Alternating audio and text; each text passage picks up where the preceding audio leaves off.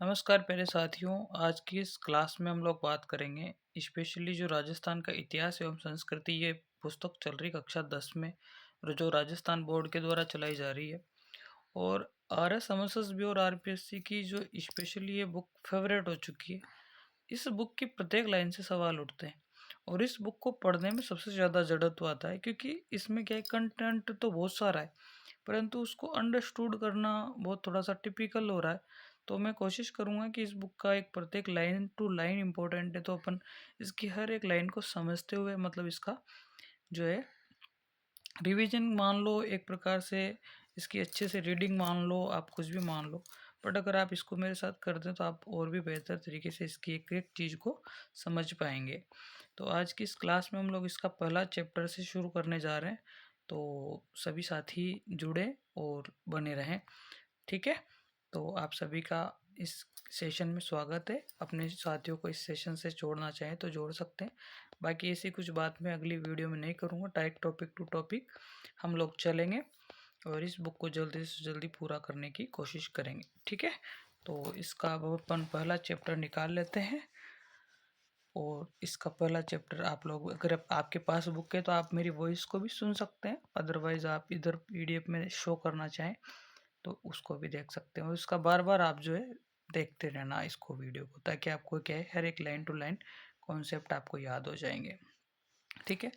तो इस बुक का अपन पहला चैप्टर शुरू करने जा रहे हैं और पहला चैप्टर है आपका राजस्थान का इतिहास। तो अपन यहाँ से शुरुआत करेंगे इस चैप्टर की। राजस्थान का इतिहास, एक परिचय। इस बुक की पहली लाइन में ही इम्पोर्टेंट बात लिखी हुई है कि 1949 ईस्वी से पूर्व राजस्थान नाम से किसी भी भौगोलिक इकाई का अस्तित्व नहीं था। क्या आप इस चीज़ को मानते हो कि ऐसा है बिल्कुल, कि 1949 से पूर्व राजस्थान की नाम से किसी भौगोलिक इकाई का अस्तित्व नहीं था? अब बहुत सारे साथी सोच रहे हैं कि ऐसा 1949 से क्या संबंध रहा होगा। तो आपको पता है कि ये भौगोलिक क्षेत्र तो जो था कई सारे नामों से जाना जाता था। जैसे मत्स्य नाम से जाना जाता था, ठीक है। मत्स्य नाम से जाना जाता था। कुछ क्षेत्रों को हम योद्धे ही कहते थे, है ना। कुछ क्षेत्र को हम मरु क्षेत्र कहते थे। तो प्रॉपर राजस्थान नाम से कोई नाम नहीं हुआ करता था। जब हमारी प्रोसेस चली, एकीकरण की प्रोसेस चली, ठीक है। एकीकरण की प्रोसेस के बाद में जो है हमारा राजस्थान नाम सामने निकल के आया। तो ये 30 मार्च 1949 के बाद से हम राजस्थान को थोड़ा स्पष्ट रूप से जानने लगे। तो इस वजह से ये पहली लाइन में लिखा हुआ है कि पूर्व राजस्थान नाम से किसी भौगोलिक इकाई का पहले कोई अस्तित्व नहीं था। अब हम आगे देखते हैं। ऐसा माना जाता है कि 1800 ईस्वी में सर्वप्रथम जॉर्ज थॉमस ने इस भूभाग के लिए राजपूताना शब्द का प्रयोग किया।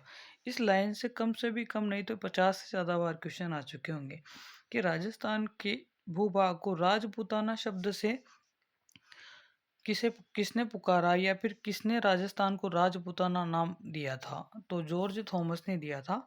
कब दिया था? 1800 ईस्वी में ये नाम दिया था। इसके बाद में कर्नल जेम्स टोड आते हैं 1829 में और एक पुस्तक लिखते हैं, annals and antiquities of Rajasthan. क्या पुस्तक लिखते हैं? Annals and antiquities of Rajasthan.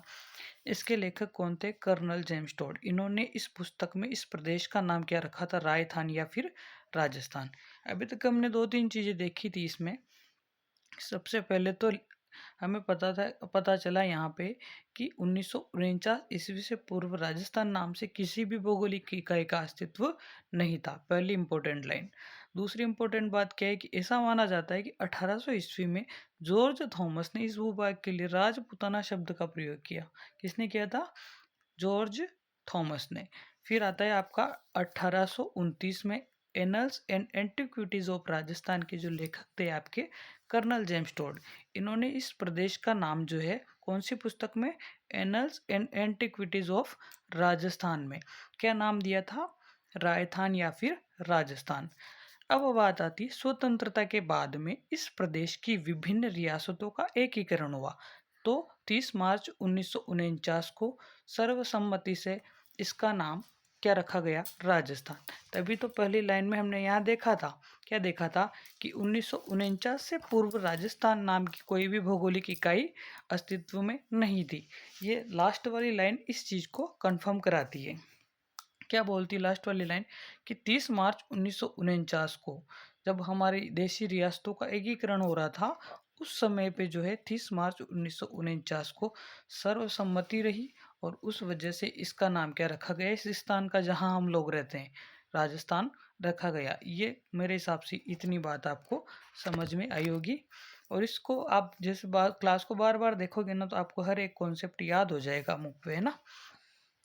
मेरी कोशिश ये रहेगी कि आज आपके इस बुक में जो है थोड़ा पढ़ने में इंटरेस्ट पैदा करूं मैं, ठीक है। अब इसकी अगली लाइन है, प्राचीन साहित्य और अभिलेखों में वर्तमान राजस्थान के विभिन्न क्षेत्रों के भिन्न भिन्न नाम मिलते हैं। अब जैसे अपने पास पुरानी कई भी सारी चीज़ें पड़ी हुई है, कुछ साहित्य है, कुछ अभिलेख हमें जो अभी मिलते हैं वर्तमान में, तो उनमें हमें राजस्थान के कई सारे क्षेत्रों के अलग अलग नाम देखने को मिलते हैं। कुछ क्षेत्र उनकी भौगोलिक विशेषताओं के आधार पर, तो कुछ क्षेत्र वहाँ पर बसी हुई जातियों के नामों से जाने जाते हैं। अब कुछ क्षेत्र तो हमारे राजस्थान में जातियों के नाम से जाने जाते थे, कुछ क्षेत्र जो थे वो किस न किस वजह से जाने जाते थे, वहाँ की भौगोलिक दशाएं कैसी है, वहाँ का वातावरण कैसा है, जलवायु कैसी है, उस आधार पर जो है नाम दिए गए थे, ठीक है। राजस्थान के क्षेत्रों में प्राचीनतम नामों में जिनका उल्लेख ऋग्वेद में आया है, ठीक है। अब जैसे कौन कौन से क्षेत्र ऐसे थे जिनका नाम जो किस में आया था, ऋग्वेद में। अब यहाँ से भी वो क्वेश्चन दे सकता है आपको कि भैया इनमें से बताओ, क्योंकि आरपीएससी बहुत हद तक जा चुकी है, आरएसएमएसएस भी अपनी हदों को क्रॉस कर चुकी है। वो चाहते हैं कि आपको एक एक लाइन याद हो इस बुक की, ठीक है ना। तो हमें भी जहाँ तक अपन नहीं सोच सकते हैं वहाँ से अपने को शुरू करना है कि भाई ये तो क्या ही आएगा, तो वहीं से आ रहा है क्वेश्चन। क्योंकि मैं जब आपको पढ़ाऊंगा ना आगे की चैप्टर, जब आपको बताऊंगा कि यहाँ तक तो वो पहुँच चुके हैं। राजस्थान के क्षेत्रों में प्राचीनतम नामों में जिनका ऋग्वेद में उल्लेख है, ठीक है। ऋग्वेद में किन किन का उल्लेख, एक तो मरु शब्द का उल्लेख है, एक धन्व का उल्लेख है, एक जंगल का उद्देश्य उल्लेख है, एक मत्स्य और एक सूरसेन। ये 5 नाम तो आपको ये याद करने हैं कि ऋग्वेद में इन 5 क्षेत्रों का उल्लेख है कम से कम, ठीक है। नाम याद होने चाहिए, मरु, धन्व, जांगल, मत्स्य, सूरसेन। 5 बार सभी बोलेंगे इसको, मरु धन्व जांगल मत्स्य सूरसेन, मरु धन्व जांगल मत्स्य सूरसेन, ठीक है। मरु और धन्व दोनों का अर्थ एक ही है और इनका प्रयोग जोधपुर संभाग के मरुस्थल के लिए हुआ है, ठीक है। मरु और धन्व जो शब्द हैं उनका एक ही मतलब होता है। मरु मतलब वही रेतीले क्षेत्र है ना, वही धन्व धानवन मतलब वही रेतीले क्षेत्र है ना। इनका प्रयोग किस संभाग के क्षेत्र के मरुस्थल के लिए हुआ है, तो वो है जोधपुर संभाग के मरुस्थल के लिए हुआ है। जबकि ऋग्वेद में अगर आपको पूछे कि कौन कौन से नामों का उल्लेख है, तो आपका नंबर 1 मरु, नंबर 2 धन्व, नंबर 3 जांगल, नंबर 4 मत्स्य और नंबर 5 सूरसेन। इन शब्दों का जो उल्लेख किस में, कौन से ग्रंथ में मिलेगा आपको, ऋग्वेद नामक ग्रंथ में देखने को मिलेगा। जोधपुर से पहले मरु और फिर मरुवार कहलाता था। जोधपुर पहले क्या कहलाता था, मरु, और फिर क्या कहलाने लगा, मरुवार कहलाता था। और बाद में क्या कहलाने लगा, मारवाड़ कहा जाने लगा। अब आपको अगली लाइन में ये भी दे सकता है कि निम्नलिखित में से सत्य कथन है या फिर इनका जोधपुर को कहे जाने वाले शब्दों का सही क्रम है। तो पहले तो जोधपुर को कहा गया मरु, फिर कहा गया मरुवार, और फिर क्या कहा गया, मारवाड़। इतनी हद तक भी जा सकती है क्या? आप सोचोगे कि क्या इतनी हद तक भी जा सकती है, तो बिल्कुल जा सकती है। जब वो कथन दे के पहुँच सकते हैं ना कि इसमें से स्टेटमेंट एज इट इज़ उठा के और उसमें थोड़ा सा चेंज करके अगर वो स्टेटमेंट दे सकते हैं ना, तो आपको ये भी पूछा जा सकता है कि जोधपुर को पहले जिन नामों से जाने जाने वाला था, जाना जाता था, उसका क्रम लिखो। तो आप पहला लिखोगे मरु, फिर लिखोगे मरुवार और फिर लिखोगे मारवाड़, ठीक है। ये इंपॉर्टेंट है। और फिर आपको यहाँ से एक इम्पोर्टेंट क्वेश्चन पूछा जा सकता है कि ऋग्वेद में जो नाम है वो कौन कौन से हैं, तो मरु, धन्व, जांगल, मत्स्य और सूरसेन, ठीक है। अब आ जाओ आगे। जांगल शब्द का प्रयोग उस क्षेत्र के लिए किया गया जहां पर शमी, केर और पीलू आदि हो। अब ये भी क्वेश्चन बना सकती है वो कि जांगल शब्द का किस क्षेत्र के लिए प्रयोग किया गया, जहां पर शमी हो, जहां पर केर हो, जहां पर पीलू हो। तो आप क्या कहेंगे, जहां पर शमी भी हो, जहाँ पर केर भी हो, जहाँ पर पीलू भी हो, उस क्षेत्र को हम क्या कहते हैं, जंगल क्षेत्र कहते हैं। अब आपको एक एक ऑप्शन में ऐसे भी दे सकता है, निम्नलिखित में से जंगल शब्द का प्रयोग किया जाता है जहाँ पर आम, नीम, खेर हो, जहाँ पर बबूल, नीम, खेर हो, जहाँ पर धोकड़ा, रोहिड़ा, केर हो। अब फिर लास्ट में देखा समी, केर, पीलू हो। तो आपको थोड़ा सा याद रखना है कि ये लाइन कहाँ लिखी हुई है, क्लास 10 की किताब में। तो दो शब्दों के नाम है शमी, केर और पीलू। शमी, केर और पीलू जहाँ पाए जाएंगे उस क्षेत्र को क्या कहेंगे हम, उस क्षेत्र के लिए कौन से शब्द का प्रयोग किया गया था, जंगल शब्द का प्रयोग किया गया था। फिर इसी ये क्षेत्र का जो एरिया था वो था कैचमेंट एरिया, बीकानेर और नागौर के आसपास का क्षेत्र। ठीक है, बीकानेर और नागौर के आसपास का क्षेत्र था और उस क्षेत्र को जंगल देश कहा जाता था। क्यों? क्योंकि यहाँ पर कौन से पौधे पाए जाते थे, शमी, केर और पीलू। इस वजह से जो है बीकानेर और नागौर वाले क्षेत्र को क्या कहा गया था, जंगल देश कहा जाता था। ठीक है, फिर हम देखते हैं मत्स्य। आगे देखते हैं मत्स्य, जिसका उल्लेख महाभारत में एक राज्य के रूप में हुआ और वह जयपुर, अलवर और भरतपुर तक विस्तृत था। ठीक है, तो अब आपसे अगला क्वेश्चन क्या पूछेगा कि निम्नलिखित में से किस क्षेत्र को मत्स्य के नाम से जाना जाता था, या फिर इनमें से किस क्षेत्र का उल्लेख महाभारत में किया गया था। अभी हमने ऋग्वेद वाले देखे थे 5, ठीक है, जिसमें तो मरु, धन्व, जांगल, मत्स्य, सूरसेन 5 थे। परंतु अगर महाभारत की बात करें तो महाभारत में किस क्षेत्र का उल्लेख था, मत्स्य क्षेत्र का उल्लेख था। और महाभारत में जो क्षेत्र का उल्लेख था वो कहाँ कहाँ तक फैला हुआ था, मत्स्य क्षेत्र जयपुर, अलवर, भरतपुर और भरतपुर तक विस्तृत था। अब इसमें दोसा भी ऐड कर देते हैं हम लोग बाद में, ठीक है, क्योंकि उस समय दोसा के बारे में इतना कुछ था नहीं, तो अब हमारे पास दोसा वाला क्षेत्र भी आ गया। ठीक है, इसकी राजधानी कौन सी थी, विराटनगर थी। कौन सी थी, इसकी राजधानी कौन सी थी, विराटनगर। ठीक है, मत्स्य क्षेत्र में जयपुर, अलवर, भरतपुर तक विस्तृत था और इसकी राजधानी कौन सी थी, विराटनगर। भरतपुर के मथुरा क्षेत्र से सटे हुए क्षेत्र धौलपुर और करौली के अधिकांश भाग सूरसेन राज्य में सम्मिलित थे। जो भरतपुर के पास वाला जो ये भरतपुर वाला इलाका है, इधर यूपी आ जाता है। ठीक है, तो यूपी के आसपास वाले जो मथुरा क्षेत्र से जो सटे हुए क्षेत्र कौन कौन से थे, भरतपुर, धौलपुर, करौली।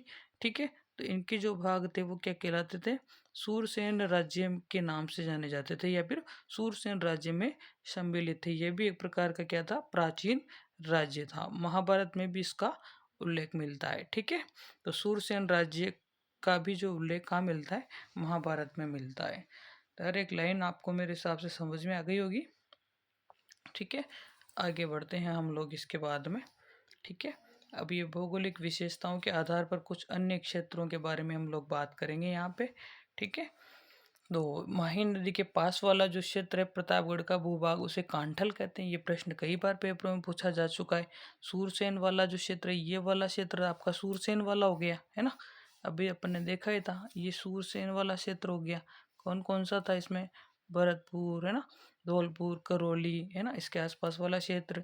आपका ये डुडाड़ के आसपास वाला क्षेत्र, ये आपका कौन सा हो गया, मत्स्य वाला क्षेत्र हो गया।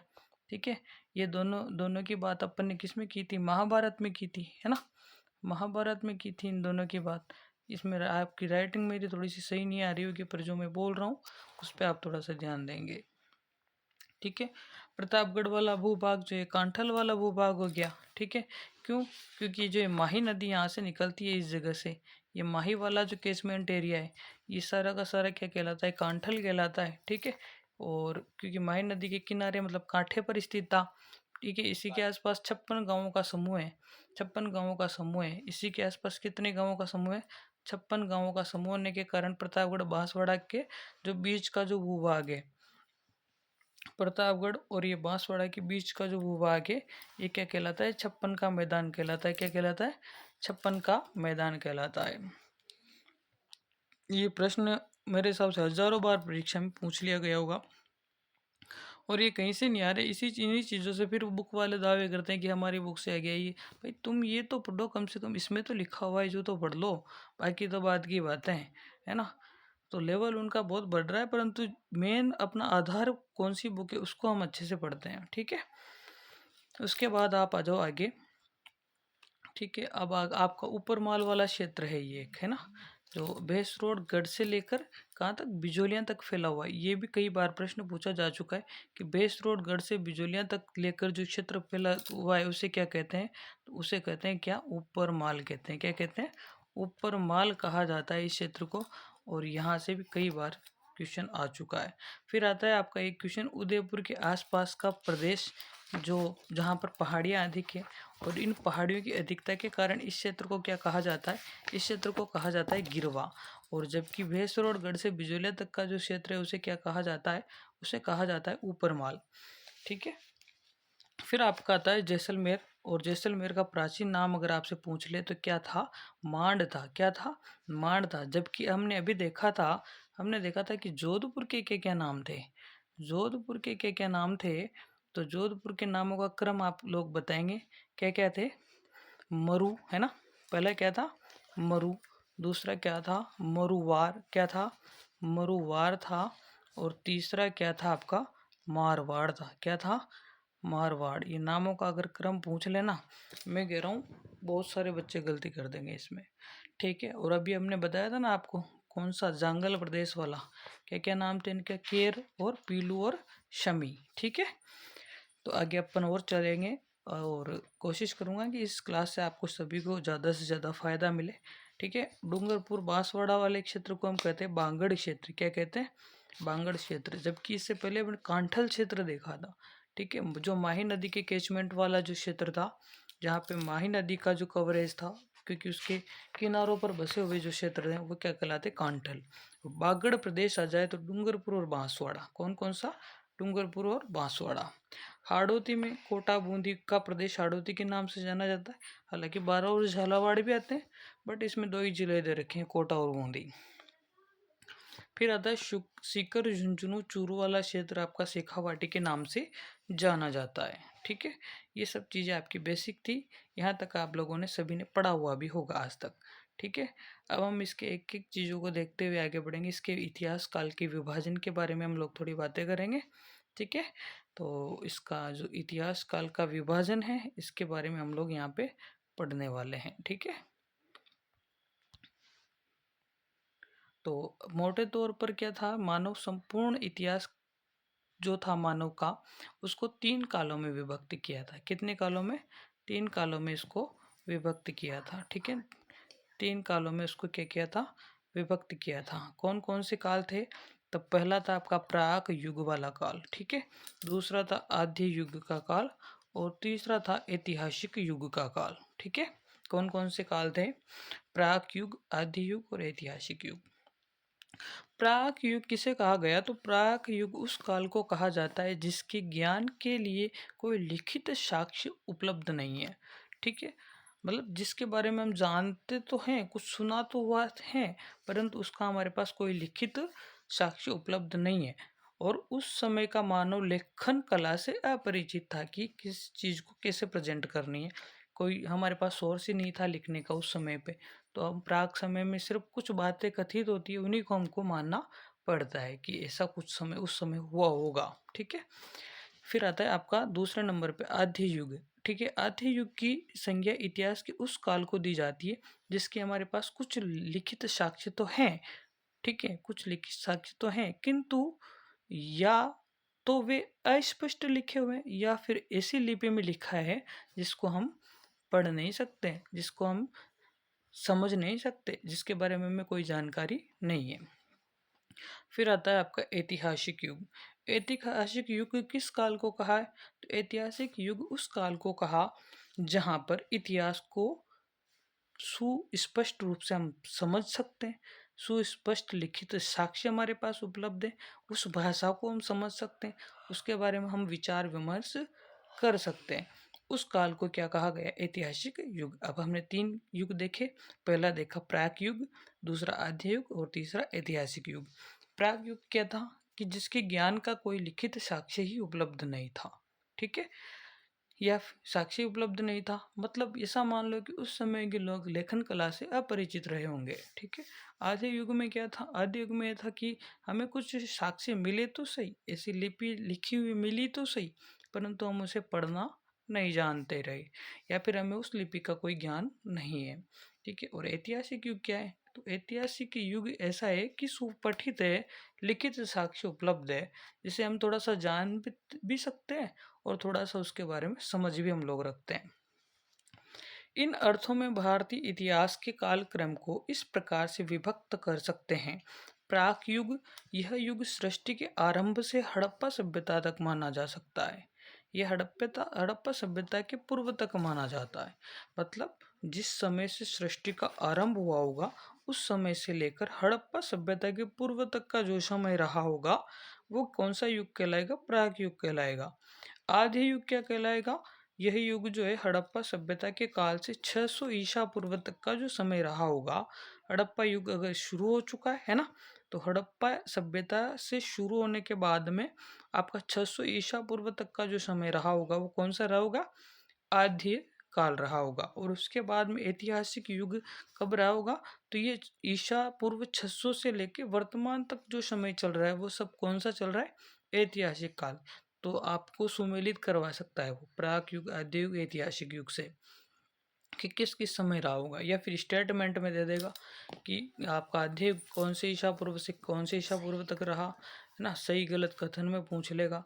मतलब ये यहाँ से क्वेश्चन आएगा। इन फ्यूचर जो भी पेपर बनेंगे, इसी बुक से क्वेश्चन आ रहे हैं, तो इसकी हर एक लाइन अपने लिए इम्पोर्टेंट है। हर एक लाइन मतलब अपने लिए पत्थर की लकीरें, लक्ष्मण रेखाएं, कुछ भी समझो, पर इसकी हर एक लाइन को अपने को क्या करना है? अपने अंदर आत्मसात करना है। ठीक है, फिर हम देखेंगे, अब एक एक युग को हम लोग पढ़ते हुए चलेंगे। ठीक है, तो सबसे पहले हम लोग शुरुआत करेंगे प्राक युग से। अब ये प्राक युग कौन सा है, इसके बारे में हमारे पास कोई लिखित जानकारी नहीं मिली है ना, या फिर हमें उस चीज़ का ज्ञान ही नहीं है। भी पढ़ा था अपने प्राग युग। ठीक है, तब देखते हैं। मानव सभ्यता का उदय नदी घाटियों में हुआ, क्योंकि नदी घाटियों में जल की प्रचुरता के कारण यहाँ अपने आप उत्पन्न होने वाले कंदमूल फल भी प्रचुर मात्रा में उपलब्ध होते हैं। सघन वनों के कारण यहाँ पर मांस हेतु पशु पक्षी भी आसानी से उपलब्ध हो जाते हैं। सैकड़ों वर्ष पूर्व राजस्थान की भौगोलिक स्थिति ऐसी ही थी। यद्यपि राजस्थान का एक बड़ा भाग आज मरुस्थल है, किंतु विद्वानों की यह मान्यता है कि विद्वानों की यह मान्यता है कि सैकड़ों वर्ष पूर्व इसी मरुस्थलीय भूमि में समुद्र विद्यमान था और सरस्वती और दृश्यवती नदियों इस समुद्र में आकर गिरती थी। मतलब राजस्थान में पहले ऐसा मरुस्थल नहीं था। ऐसा माना जाता है कि यहाँ पे पहले बहुत बड़ा समुद्र था। ठीक है, और यहाँ पे जो आज हम सभ्यताएं पढ़ते हैं ना, सरस्वती दृश्यवती नदी के किनारे कालीबंगा, रंगमहल, है ना, तो ये सभ्यताएं इन नदियों के किनारे हुआ करती थी। और ये दृश्यवती और सरस्वती नदियां कहाँ गिरती थी? समुद्र में आके गिरती थी, क्योंकि यहाँ रेगिस्तान नहीं था, यहाँ क्या था? समुद्र था। ठीक है, और ये स्थिति मानव जीवन के लिए सर्वथा उपयुक्त थी, यानी कि ऐसी स्थिति थी कि यहाँ पे व्यक्ति रहते थे, बहुत अच्छी जगह थी ये। यही कारण है कि ऐसी भौगोलिक स्थिति में राजस्थान को भी मानव सभ्यता के जन्म के प्राचीनतम भूभागों में से एक होने का गौरव प्राप्त हुआ। मानव सभ्यता के उद्भव से इस काल को पाषाण काल कहते हैं। जिस समय मानव सभ्यता की शुरुआत हुई, उद्भव हुआ, इस काल को क्या कहा जाता है? पाषाण काल। और इसे तीन भागों में बांटा गया। कौन कौन से भागों में बांटा गया? एक तो पूर्व पाषाण काल, एक मध्य पाषाण काल, और एक कौन से काल में?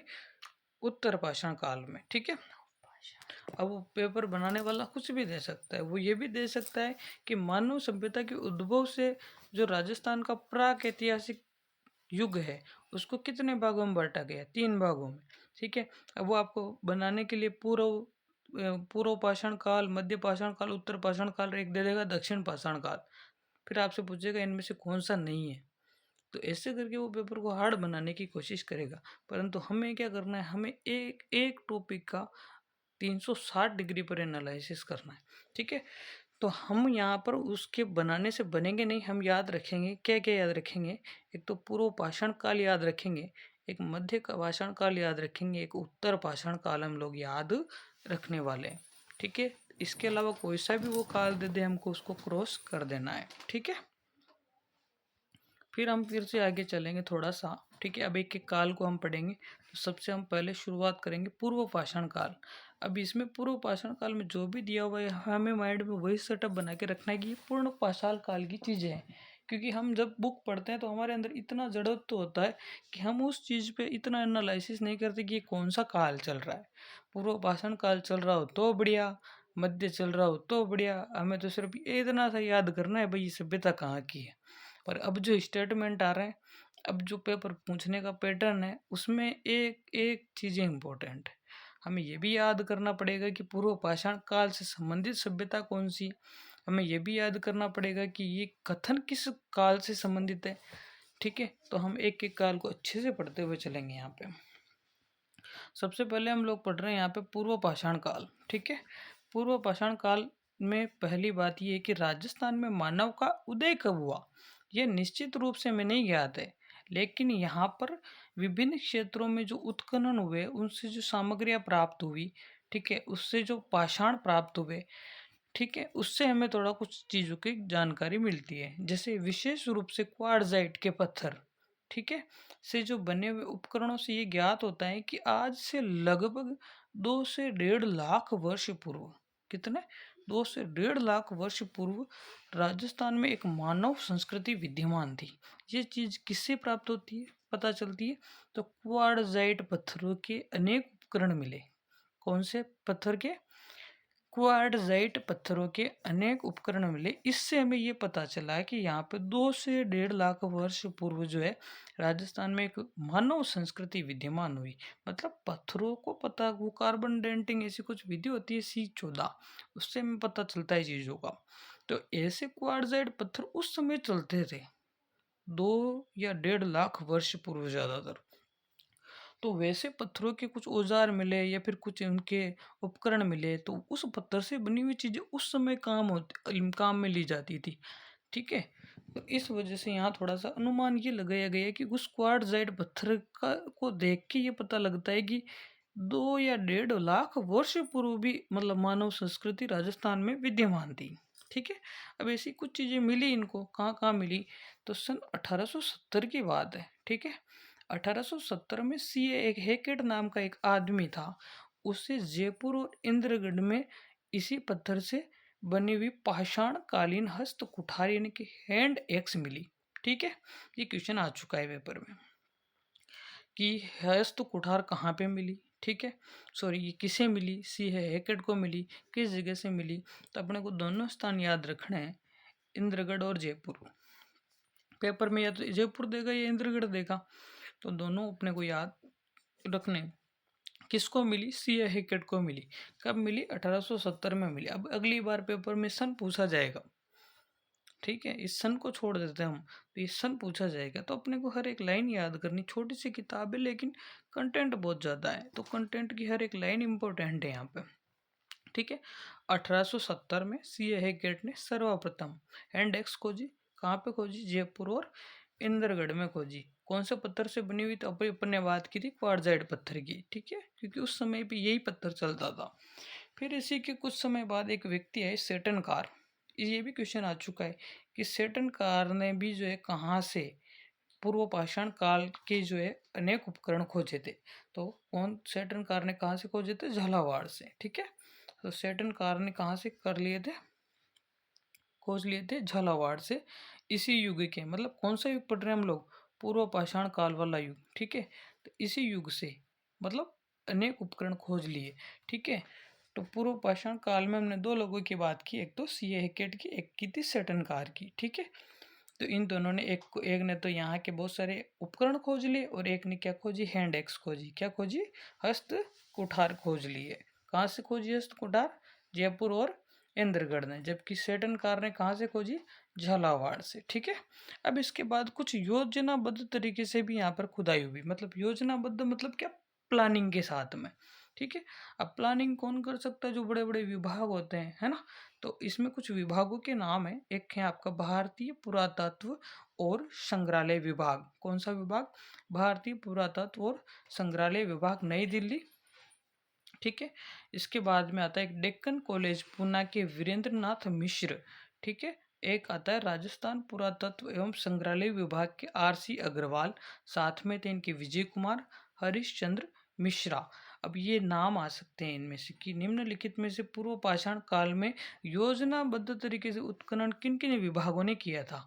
तो एक तो आता है सबसे पहले भारतीय पुरातत्व और संग्रहालय विभाग। अब इसमें नाम बदल देगा वो यहाँ पे, ठीक है। तो बहुत सारी चीजें आपको याद रखनी है यहाँ पे, है ना।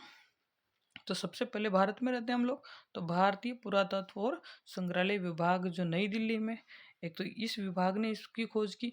फिर एक आता है आपका डेक्कन कॉलेज पूना, ठीक है। कौन सा कॉलेज? डेक्कन कॉलेज पूना। उसमें थे एक आदमी वीसी मिश्र, वीएन मिश्र, वीरेंद्रनाथ मिश्र, वो थे इसमें, ठीक है। फिर आता है आपका राजस्थान पुरातत्व और संग्रहालय विभाग। उसमें थे आरसी अग्रवाल, विजय कुमार और हरीश चंद्र मिश्रा, ये लोग थे, ठीक है।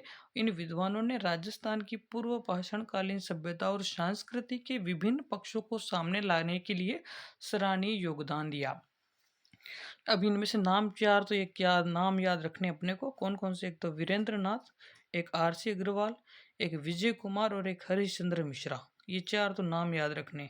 विभाग याद रखने, एक तो भारतीय पुरातत्व और संग्रहालय विभाग, और एक आपको याद रखना है राजस्थान पुरातत्व और संग्रहालय विभाग, और एक याद रखना है डेक्कन कॉलेज पूना, ठीक है।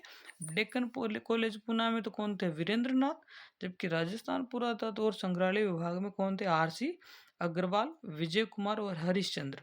ये चार नाम पूछे जाएंगे आपसे।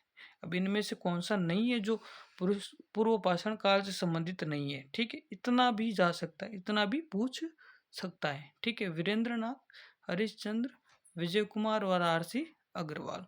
आरसी अग्रवाल राजस्थान वाले से संबंधित है, डेक्कन कॉलेज से वीरेंद्र नाथ संबंधित है। ये थोड़ा सा आप इसको अच्छे से देखें।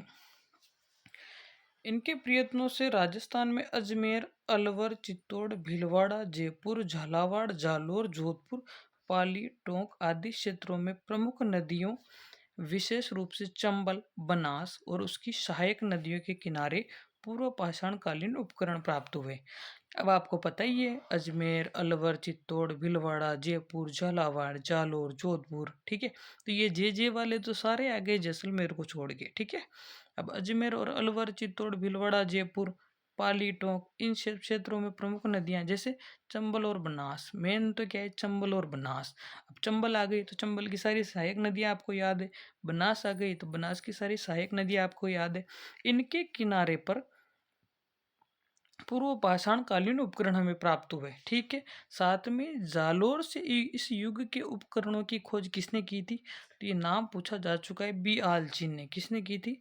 बी आलचिन ने, जो यहाँ पे जालोर में जो उपकरण मिले थे इसकी खोज की थी। तीन उल्टे पुल्टे नाम है। एक तो हैंड एक्स की खोज सी ए हैकेट, झालावाड़ में सेटनकार और जालोर में बी आलचिन। ये तीनों नाम आपको याद होना चाहिए। स्पष्ट है कि उपयुक्त संपूर्ण भूभाग को पूर्व पाषाण कालीन संस्कृति का प्रसार क्षेत्र था ये, ठीक है। इतना हो गया। अब अपना अच्छे से इसको हमने पढ़ा पूर्व पाषाण काल को। अब हम पढ़ेंगे कौन सा काल? आपका मध्य पाषाण काल, ठीक है। तो मध्य पाषाण काल के बारे में हम लोग बात करेंगे। एक लाइन इसमें दी हुई है इस पैराग्राफ में, इसको देखते हैं हम लोग। अब हमने पहले पूर्व पाषाण काल पढ़ लिया, अब हम पढ़ रहे हैं मध्य पाषाण काल। मानव सभ्यता के क्रमिक विकास की कहानी की दूसरी कड़ी के रूप में, ठीक है। पहली कड़ी हमने पढ़ी ली, कौन सी? पूर्व पाषाण काल। अब ये दूसरी कड़ी है, कौन सी? मध्य पाषाण काल, ठीक है। अब इसके जो रूप में जो दूसरी कड़ी थी उसे क्या कहा था हमने? क्या कहा था? मध्य पाषाण काल कहा। अब मध्य पाषाण में क्या क्या है देखो, है ना। मध्य पाषाण में पश्चिमी राजस्थान में लूनी और उसकी सहायक नदियाँ, ठीक है। अभी हमने पूर्व पाषाण काल पढ़ा था, ठीक है। पूर्व पाषाण काल में हमने दो नदियाँ देखी थी, चंबल और बनास, ठीक है। चंबल और बनास जो थी उसके आसपास की जो नदियाँ थी, ठीक है, उसके आसपास की जो नदियाँ थी उसकी सहायक जो नदियाँ थी चंबल और बनास की, उसमें थी कौन सी? पूर्व पाषाण काल वाली। अब जबकि पश्चिम वाली जो आपकी नदियाँ हैं, ठीक है, सॉरी मध्य पाषाण काल जो हम पढ़ रहे हैं ना, मध्य पाषाण काल, ठीक है। मध्य पाषाण काल में जो कौन सी नदी है आपकी? लूणी नदी। कौन सी नदी? लूणी नदी। इस नदी की जो सहायक नदियाँ हैं, और चित्तौड़ की बेडज नदी हो गई, है ना। और विराट नगर से मध्यकालीन पाषाण कालीन जो है उपकरण मिले। कहाँ कहाँ से मिले? लूणी और उसकी सहायक नदियों से, चित्तौड़ की बेडज नदी से, और विराट नगर से। विराट नगर कौन सा? वही मत्स्य जनपद वाला, इन क्षेत्रों से कौन सी सभ्यता की जानकारी मिली? मध्य पाषाण कालीन सभ्यता की जानकारी हमें मिलती है। इस काल के उपकरण छोटे, हल्के और कुशलता से निर्मित थे। अब इसमें से कुछ उपकरणों के नाम दे के भी पूछ सकता है। अब आप सोच रहे हो कि सर आप तो क्या है रटा रहे हो, तो भैया मैं क्या करूं, वो रटाने मजबूर कर रही है कि जो आयोग आपके पेपर बना रहे हैं, है ना। तो भैया आपको याद करने पड़ेंगे। ये उपकरण है जेस्पर, एगेट, चर्ट, कार्नोलियन, क्वार्टजाइट, कैल्सेडोनी। ये सब प्रकार के आदि पाषाणों से मिलकर बने हुए, जिनमें क्या क्या उपकरण थे? ब्लेड थी, ग्रेवर था, है ना, ट्रायंगल, क्रेसेंट, ट्रेपेज, स्क्रैपर, पॉइंटर, ये आदि उल्लेखनीय है। पत्थर से बने हुए इन छोटे उपकरणों को क्या कहते हैं? माइक्रोलिथ युग यानी कि लघु पाषाण उपकरण कहा गया। अब निम्नलिखित में से आपसे से पूछेगा कौन से काल में जो है माइक्रोलिथ जो है उपकरण बने थे। फिर ऑप्शन में देगा पूर्व पाषाण काल, मध्य पाषाण काल, है ना, उत्तर पाषाण काल, है ना, ऐसे ऐतिहासिक युग। तो आपको याद रखना है कि ये हमने कहाँ पढ़ा था। सर ने कहाँ बताए थे कि blade, graver, crescent, triangle, trapeze, scraper, pointer, ये सब कहाँ मिले थे हमें? तो मध्य पाषाण काल में देखने को मिले थे। ठीक है। फिर इसके बाद में आपको पता ही है कि इसे माइक्रोलिथिक युग कहा गया। अब इसमें क्या क्या पढ़ा हमने कि एक तो ये सेकंड वाली है ना, अपन जो पढ़ रहे थे उसके बारे में, दूसरा नंबर पे इसी जाना। ठीक है। फिर इसमें अपने को देखा कि जो पश्चिमी राजस्थान में जो लूनी नदी है उसकी सहायक नदियाँ। ठीक है। इसमें हमें चित्तौड़ की बेडस नदी घाटी में जो सभ्यता मिली। ठीक है। और विराट नगर से जो मध्य पाषाणकालीन उपकरण मिले वो सब कौन से काल से? मध्य पाषाण काल से। इस युग में हमने देखा कि छोटे, हल्के और कुशलता से निर्मित हमें उपकरण मिले। उपकरणों में हमें जैसे कि jasper, agate, chert, carnelian, quartzite, chalcedony ऐसे पाषाणों से बने हुए उपकरण के नाम मिले। ठीक है। जिनमें हमने कुछ blades, graver, crescent, triangle, trapeze, scraper, pointer, ये सब मिले। Trapeze, scraper, pointer, crescent, graver, blade, triangle, ऐसे कुछ नाम देगा आपको। फिर पूछेगा कि इस प्रकार के उपकरण आपको किस युग से मिले। तो आपको याद रखना है कि ये सब कौन से उपकरण है? ये सब माइक्रो माइक्रो मतलब लघु उपकरण है, माइक्रोलीथ उपकरण है। ठीक है। तो ये कहाँ से मिले हमें? म से माइक्रो और म से मध्य पाषाण काल। ठीक है। अब हम इसका ये देखेंगे लास्ट वाला नवपाषाण काल। इसमें कहाँ कहाँ पे नवपाषाण काल, इसके बारे में हम देखेंगे। तो भारत के अन्य भागों की बात, राजस्थान के जो उत्तर नवपाषाण कालीन सभ्यता का उदय हुआ था। राजस्थान में भी ऐसे क्षेत्र रहे हैं जैसे अजमेर हो गया, नागौर हो गया, सीकर, झुंझुनू, जयपुर, उदयपुर, चित्तौड़, जोधपुर। इन क्षेत्रों से जो है उत्तर पाषाण कालीन सभ्यता के अनेक उपकरण हमें देखने को मिले। तो 2-4 बार पढ़ लो इनको, नामों को अगर याद रह जाए तो अच्छी बात है। अजमेर, नागौर, सीकर, सीकर झुंझुनू, अजमेर नागौर पास पास के, सीकर झुंझुनू जयपुर पास पास के, उदयपुर चित्तौड़ पास पास के और जोधपुर साइड का है। ठीक है। तो ये आपको थोड़ा सा याद यहाँ पे रखना है। अब हम इसमें पढ़ेंगे राजस्थान में धातु काल। कौन सा काल? धातु काल। अब इसको क्या है, धातुओं के आधार पर कुछ सभ्यताओं को बांटा गया है, तो हम थोड़ा सा इसको देखते हुए चलेंगे। ठीक है। तो ताम्र पाषाण, ताम्र और ताम्र काश्य काल पहला हम पढ़ेंगे। ठीक है। पहला तो मतलब ताम्र पाषाण में क्या क्या चीज़ें थी, और ताम्र सभ्यता, ताम्र और काश्य काल। ठीक है। तो इन चीज़ों को हम देखने वाले हैं। तो धातु काल के अंतर्गत राजस्थान के भी अनेक स्थानों से ताम्र पाषाण और ताम्र काल के अवशेष मिले हैं, जो कि तत्कालीन युग में राजस्थान के मानव सांस्कृतिक विकास पर क्या डालते हैं? प्रकाश डालते हैं। ठीक है। राजस्थान की ताम्रकालिक कालीन संस्कृति के प्राचीन स्थलों में कौन से? गणेश्वर, जो कि कहाँ पे? सीकर में। ताम्रकालीन स्थलों की बात हो रही है यहाँ पे, क्योंकि अब हम धातु काल में आ चुके हैं, है ना। हमने पाषाण काल पढ़ लिया है। ठीक है। अब हम कौन से काल में आ गए? धातु काल में। तो हम पढ़ रहे हैं यहाँ पे ताम्र पाषाण, ताम्र और ताम्र काश्य काल पढ़ रहे हैं। उसमें से हम देख रहे हैं कि राजस्थान की जो ताम्रकालीन संस्कृति है, इसके प्राचीन स्थलों में गणेश्वर है एक सभ्यता, कहाँ पे है? सीकर में। कालीबंगा सभ्यता है जो कि कहाँ पे? हनुमानगढ़ में। किलूण सभ्यता जो कि राजसमंद में। ठीक है। आहड़ और झाड़ोल नाम से दो सभ्यता होती है, वो उदयपुर में पाई जाती है। ठीक है। अब आती है इंपॉर्टेंट, पिंड पाड़लिया सभ्यता चित्तौड़ में पाई जाएगी। कहाँ पे? चित्तौड़ में। कुराड़ा कहाँ पाई जाएगी? नागौर में। साबणिया और पुगल सभ्यता आपकी पाई जाएगी बीकानेर में। नंदलालपुरा, किराड़ोत और चिथवाड़ी नंदलालपुरा किराड़ोत चितवाड़ी कहाँ पाई जाएगी? जयपुर में। एलाना आपकी जालोर में, बोढ़ा पुष्कर अजमेर में, कोल माहौली सवाई माधोपुर में, और मलाह सभ्यता आपकी भरतपुर में। अभी नाम दिए ना उटपटांग, अब इनमें से क्वेश्चन आएंगे अगले पेपरों में। आ भी चुके हैं। पिंड पड़लिया वाला आ गया आपका, साबणिया पुगल आ चुका है, नंदलालपुरा किराड़ो चीथवाड़ी जयपुर में आ चुका है। अब मलाह भरतपुर आएगा आगे वाले पेपरों में, कोल माहौली सवाई माधोपुर आएगा, ठीक है। बूढ़ा पुष्कर आ चुका है अजमेर में, एलाना जालोर में आ चुका है, साबणिया पुगल बीकानेर आ चुका है, नंदलालपुरा किराड़ो तो चितवाड़ी जयपुर में ही आ चुका है, पिंड पाड़लिया आपकी चित्तौड़ में आ चुका है, कुराड़ा नागौर आ चुका है शायद जहाँ तक मुझे पता है, गिलून राजसमंद आ चुका है ना। ये सुमेलित करवाता है कई बार डायरेक्ट पूछता है कि कालीबंगा हनुमानगढ़, ये मेरे हिसाब से 10-20 हज़ार बार आ गया होगा, ठीक है। मतलब जितने पेपर होते हैं उनमें सब में देखने को मिलेगा कालीबंगा से संबंधित क्वेश्चन दो, ठीक है। गणेश्वर शिखर आ चुका है कई बार, तो एक बार इनको नामों को अच्छे से आपको याद करना है, ठीक है। मैंने 2-3 बार मैंने बोला है, 2-3 बार आप खुद देखें और बार बार वीडियोस को देखें। क्यों नहीं सोचे कि यार हमने पढ़ ली है ना। जितनी बार देखोगे आपको उतना ज़्यादा नॉलेज में रहेगी चीज़ें, ठीक है। फिर आता है आपका लोह काल। अब हमने जो ताम्रकालीन सभ्यता पढ़ी थी ना नाम से, तो हमें पता होना चाहिए कि कौन कौन सी सभ्यताएं थी हमारे, अपने जो पढ़ी है वो ताम्रकालीन है। तो अपन ने जितनी भी सभ्यता भी पढ़ी थी सारी कौन सी थी? ताम्रकालीन। कौन कौन सी पढ़ी थी देखो एक बार मेरे साथ बिना देखे रिवीजन करो। गणेश्वर शिखर, कालीबंगा हनुमानगढ़, गेलोन राजसमंद, आहड़ जाड़ोल उदयपुर, पिंड पाड़लिया चित्तौड़, कुराड़ा नागौर, साबणिया पुगल बीकानेर, नंदलालपुरा किराड़ो चितवाड़ी जयपुर, एलाना जालोर, बूढ़ा पुष्कर अजमेर, कोल माहौली सवाई माधोपुर, मलाह भरतपुर, ये सारी हमने पढ़ी थी। कहाँ कौन से काल की थी? ताम्रयुगीन या कुछ ताम्र पाषाण युगीन, ताम्रकाशी युगीन, मतलब धातु काल के ताम्र से संबंधित सभ्यता थी। अब हम जो सभ्यता पढ़ने जा रहे हैं वो लोह काल की पढ़ेंगे। कौन से काल की पढ़ेंगे? लोह काल की सभ्यता पढ़ेंगे। ताम्र और कांस्य काल के पश्चात लोहे का ज्ञान और उसका प्रयोग मानव इतिहास की युगांतरकारी घटना थी, ठीक है। इसने कृषि उपकरणों तथा हथियारों की गुणवत्ता को बढ़ाकर सारे परिदृश्य को ही बदल दिया।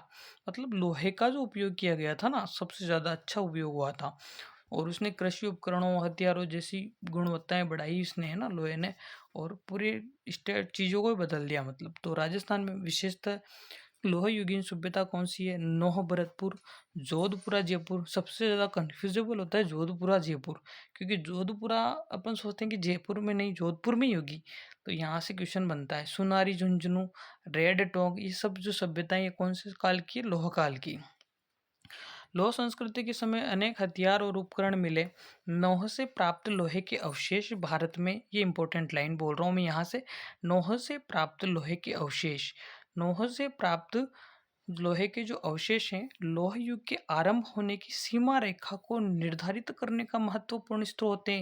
ये इंपॉर्टेंट लाइन है, यहाँ से क्वेश्चन आएगा कि लोहे के अवशेष भारत में लोह युग के आरंभ होने की सीमा रेखा को निर्धारित करने के लिए महत्वपूर्ण स्रोत ऐसा कहाँ से देखने को मिला है?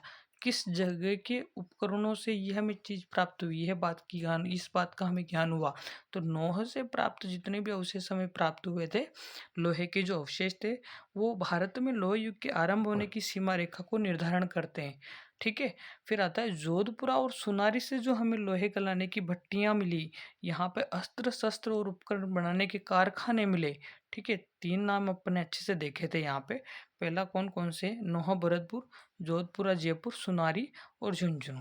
तो नोह से तो हमें क्या पता चला कि यहाँ पे भारत में लोह युग के आरंभ होने की सीमा रेखा निर्धारित करने के महत्वपूर्ण स्रोत मिले। फिर उसके जस्ट बाद 2 सभ्यता देखी, जोधपुरा और सुनारी, ठीक है। यहाँ से हमें क्या मिला? तो यहाँ से हमें मिली लोहे गलाने की भट्टियां, अस्त्र शस्त्र तथा उपकरण बनाने के कारखानों के अवशेष मिले। रेड को तो लोह सामग्री की प्रचुरता के कारण रेड जो सभ्यता थी, जो यहाँ पे सबसे ज्यादा लोहे की सामग्री मिली, इस वजह से यहाँ इसे क्या कहा गया? प्राचीन राजस्थान के टाटा नगर की संज्ञा इसे दी गई। मतलब टाटा नगर ऐसा स्थान था जहाँ पे कई गुना लोहा मिलता था, कई ज्यादा लोहा मिलता था। तो उतना ही लोहा, मतलब राजस्थान की अपेक्षा में उतना ही लोहा कहाँ मिला? रेड में। कहाँ पे मिला? रेड में मिला, इसलिए इसे क्या कहा गया? राजस्थान को टाटा नगर की संज्ञा दी, क्योंकि टाटा नगर में सबसे ज़्यादा लोहे की सामग्री देखने को मिलती थी। ठीक है, तो यहाँ से 4-5 बातें थी और आगे देखते हैं हम लोग। लौह काल के पश्चात भारत में अन्य भागों की भांति राजस्थान में सलेटी रंग की चित्रित मृदभांड सभ्यता का क्या हो गया, उदय हो गया। अब ऐसे भी क्वेश्चन आ सकता है कि लोह काल के पश्चात राजस्थान में कौन सी सभ्यता का उदय हुआ, तो आपको याद करनी पेंटेड ग्रेवेयर PGW सभ्यता का उदय हुआ। सलेटी और चित्रित मृदभांड सभ्यता का क्या हो गया, उदय हो गया। और चित्रित मृदभांड सभ्यता के जो अवशेष कहाँ कहाँ मिले, विराटनगर में मिले, जोधपुर और जयपुर में मिले, सुनारी नौह, इन सभी स्थानों पे मिले। इस संस्कृति का उदय कब हुआ, PWG का अगला क्वेश्चन बन सकता है। PGW सभ्यता का जो है उदय कब हुआ था, 600 ईसा पूर्व में हुआ था। कब हुआ था, 600 ईसा पूर्व में हुआ था। इसके पश्चात भारतीय इतिहास के साथ में राजस्थान के इतिहास का भी ऐतिहासिक युग आरंभ हो जाता है। ठीक है, इससे पहले हम लोग जितनी भी बातें कर रहे थे वो आधे युग की कर रहे थे, है ना। ठीक है, आदि युग की कर रहे थे, पूर्व पाषाण युग की, पूर्व युग की बातें कर रहे थे। अब इसी सभ्यता के बाद 600 के बाद में हमने देखा था ना, 600 ईसा से बाद में हम राजस्थान के ऐतिहासिक युग के बारे में बात करेंगे। पिछले जो हम हमारी क्लास के बाद पीछे जो हम देख रहे थे उसमें ये बात थी कि 600 ईसा पूर्व के बाद में ही क्या आएगा, ऐतिहासिक युग आ जाएगा जो वर्तमान तक चलेगा। ठीक है, फिर हम एक एक अब सभ्यताओं को पढ़ेंगे एक एक करते हुए, लाइन टू लाइन। ठीक है, अब हमने पहले युगों की बात कर ली, है ना, काल की बात कर ली, जैसे जैसे इसमें दिया हुआ था हमने सब कुछ एक एक लाइन टू लाइन पढ़ी। अब हम एक एक सभ्यता को अच्छे से पढ़ने वाले हैं। सबसे पहले आती है हमारी कालीबंगा सभ्यता, जो कि प्रत्येक बोर्ड की फेवरेट सभ्यता है। RSMSS भी हो, चाहे RPSC हो, चाहे कोई बेसिक एग्जाम हो, कालीबंगा से क्वेश्चन आता ही आता है। कालीबंगा के बिना पेपर अधूरा है। ठीक है, प्राचीन नदियां हमने देखी थी, दृश्यवती नदी और सरस्वती नदी। ठीक है, ये जो क्षेत्र है दृश्यवती नदी और सरस्वती नदी, अभी वर्तमान में इस क्षेत्र को किस नाम से जाना जाता है, घग्गर नदी के क्षेत्र के नाम से जाना जाता है। ठीक है, हड़प्पा सभ्यता में भी प्राचीन कालीबंगा की सभ्यता विकसित हुई रही होगी। हड़प्पा के टाइम से ही कालीबंगा है। ठीक है, जब हड़प्पा सभ्यता थी तो राजस्थान में कालीबंगा उस समय से ही है, तो हड़प्पा सभ्यता से भी प्राचीन कालीबंगा की सभ्यता का विकास रहा होगा। राजस्थान के हनुमानगढ़ जिले में स्थित यह सभ्यता आज से लगभग 6000 वर्ष से भी अधिक प्राचीन मानी जाती है। ठीक है, तो क्वेश्चन आता है कि राजस्थान की कालीबंगा सभ्यता कितने वर्ष पुरानी है, तो आपको याद रखना है 6000 प्लस। ठीक है, 6000 सालों से भी पुरानी सभ्यता ही है। इस सभ्यता का, इस स्थल का कालीबंगा नाम से यहाँ से खुदाई के दौरान प्राप्त काली चूड़ियों के कारण इसका नाम क्या पड़ा, कालीबंगा, क्योंकि पंजाबी भाषा में होता है बंगा का मतलब चूड़ी।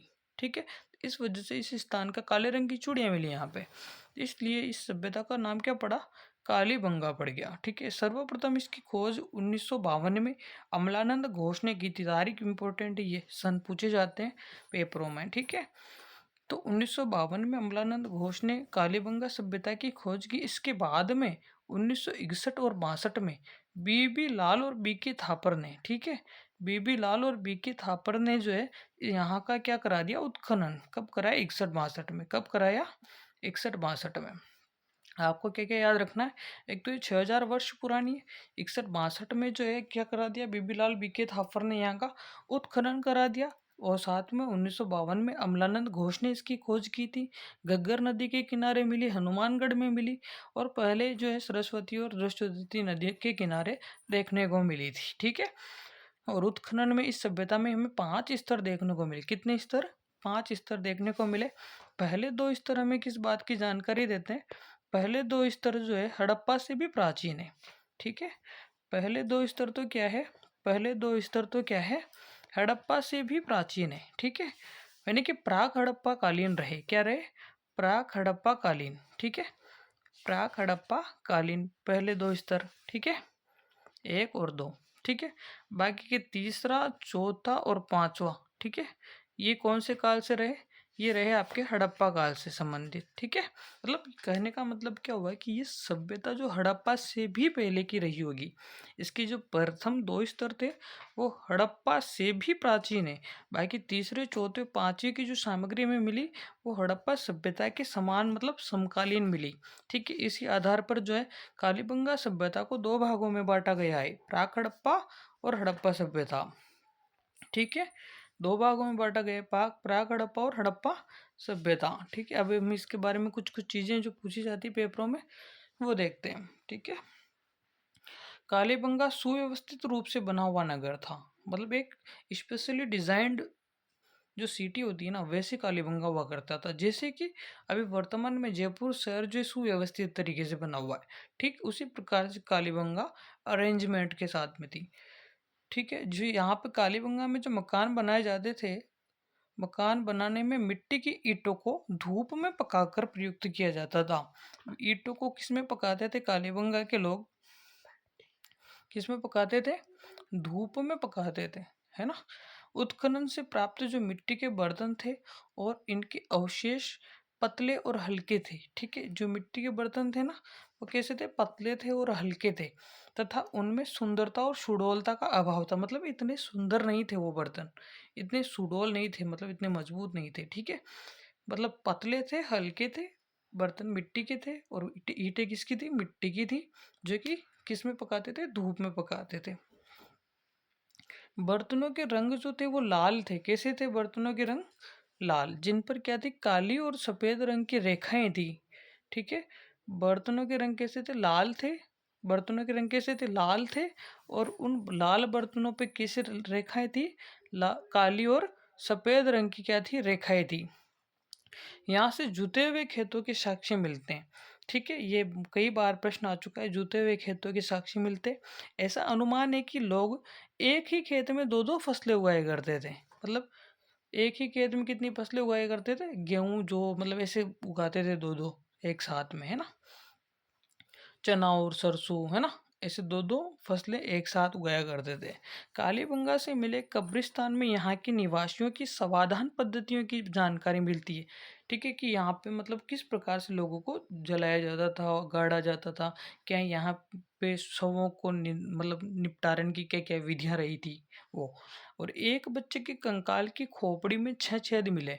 तो मतलब 6 छेद किसी की खोपड़ी में मिले थे, यानी कि इन्होंने ऑपरेशन करने की प्रोसेस अपना रही थी ये एक।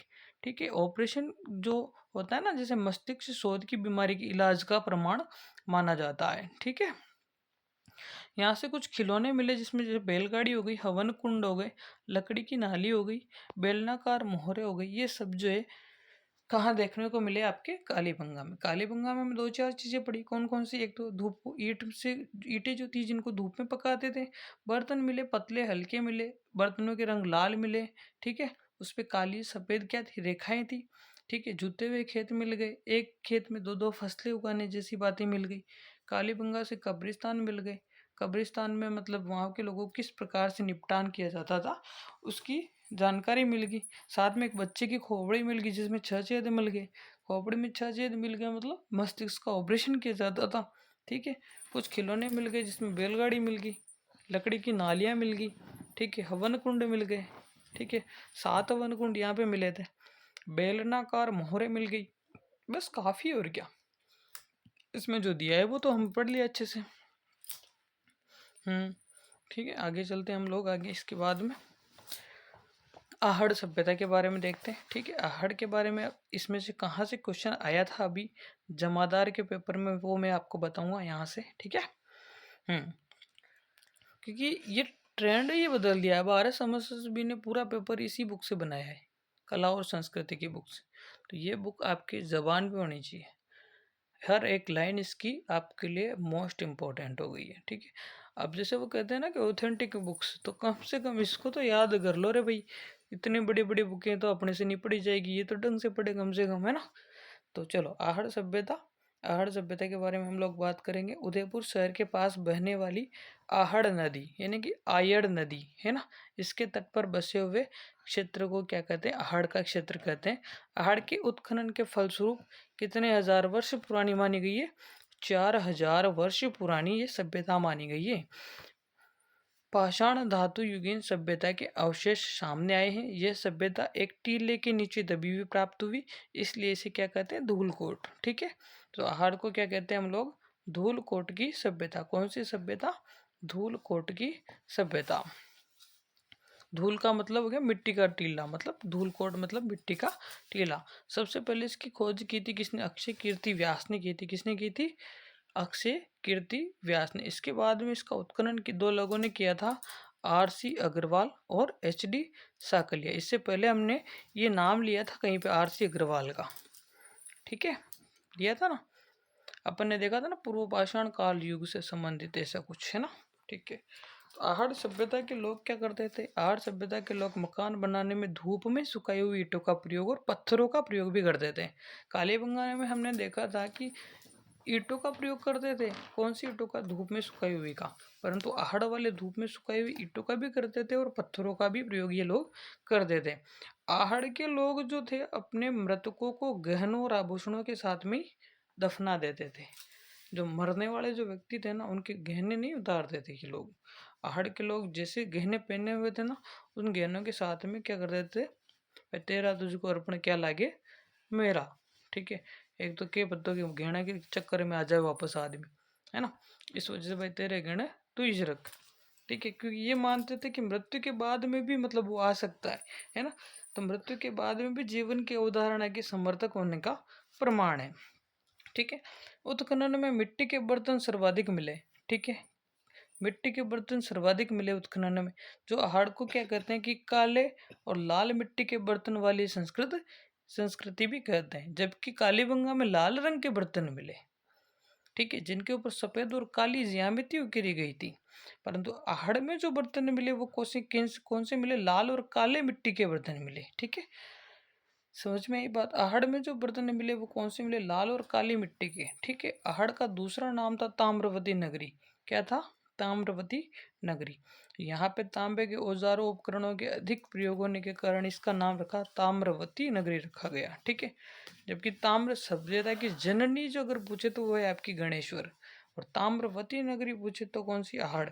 उत्खनन से प्राप्त ठप्पों से यहाँ पे, उत्खनन में यहाँ पे कुछ ठप्पे मिले और उन ठप्पों से रंगाई छपाई व्यवसाय के उन्नत होने का अनुमान लगाया जाता है। ये क्वेश्चन आया था। ठीक है, कि रंगाई छपाई की जो व्यवसाय की जानकारी किस सभ्यता से मिली थी, कहाँ से मिली थी, आहड़ से मिली थी। ठीक है, इसके बाद आपकी एक सभ्यता है गिलूण राज संबंध। यहाँ से भी क्वेश्चन बनने वाले हैं और यहाँ से क्वेश्चन बन चुके हैं कई बार पेपरों में। ठीक है, पहला क्वेश्चन ये बनता है कि गिलूण सभ्यता आपकी किस जिले में, राजसमंद जिले में। ठीक है, गिलूण कस्बे में बनास नदी के तट पे है। कौन सी नदी के तट पे, बनास नदी के तट पे। कितने टीलों के उत्खनन, 2 टीलों के उत्खनन के फलस्वरूप, कितने टीलों का उत्खनन हुआ यहाँ पे, 2 टीलों के उत्खनन के फलस्वरूप आहड़ संस्कृति से जुड़ी हुई यह सभ्यता प्रकाश में आई, जिसे बनास संस्कृति के नाम से भी पुकारा जाता है। ठीक है, इसकी खोज किसने की थी, तो 1957-58 में बीबी लाल के निर्देशन में यहाँ पर क्या किया गया था, उत्खनन किया गया था। किसके निर्देशन में किया गया था, बीबी लाल के निर्देशन में यहाँ का उत्खनन किया गया था। कहाँ का उत्खनन, गिलूण सभ्यता का। किसका, गिलूण सभ्यता का। उसके बाद में 1998 से 2000 के मध्य, ठीक है, कब, 1998 से 2000 के मध्य पूना के वीएस सिंधे। कौन, पूना के वीएस सिंधे। जबकि अपन ने पूर्व पाषाण काल में पढ़ा था एक नाम, क्या था वो, डेक्कन कॉलेज में वीएन मिश्र। ठीक है, अब इधर हम पूना के वीएस सिंधे और पेंसिल्वेनिया विश्वविद्यालय के कौन, प्रोफेसर ग्रोगरी पोशल के निर्देशन में यहाँ पर उत्खनन किया गया। क्वेश्चन क्या आएगा कि 1998 से 2003 के मध्य पूना के डॉक्टर वीएस सिंधे, पेंसिल्वेनिया विश्वविद्यालय के प्रोफेसर ग्रेगरी पोशल के निर्देशन में उत्खनन कहाँ पे किया गया,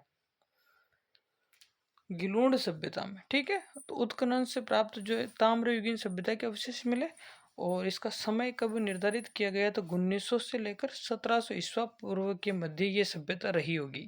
ठीक है, क्योंकि हम बात ही 1900 की कर रहे हैं, तो इससे 1700 के आसपास की ये सभ्यता रही। जबकि आहड़ 4000 वर्ष पूर्व देखा था हमने और कालीबंगा हमने 6000 वर्ष पूर्व देखा था।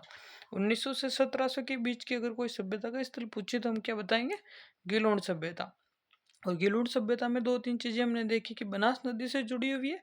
57-58 में बीबी लाल के निर्देशन में यहाँ पर उत्खनन किया है। 1998 2003 के मध्य पूना के वीएस सिंधे ग्रेगरी वोशल कहाँ के पेंसिल्वेनिया विश्वविद्यालय के, ठीक है, ये दोनों व्यक्ति जो थे यहाँ पे उत्खनन का काम किया, ठीक है।